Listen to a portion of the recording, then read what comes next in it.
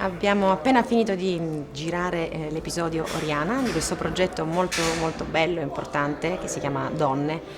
progetto al quale ho aderito con grandissimo entusiasmo, un po' perché secondo me in Italia c'è bisogno ed è necessario raccontare storie al femminile, un po' perché diciamo che parte tutto da una mano magica che è quella di Camilleri e quindi la mano che scrive meglio la Sicilia secondo me tra tutte e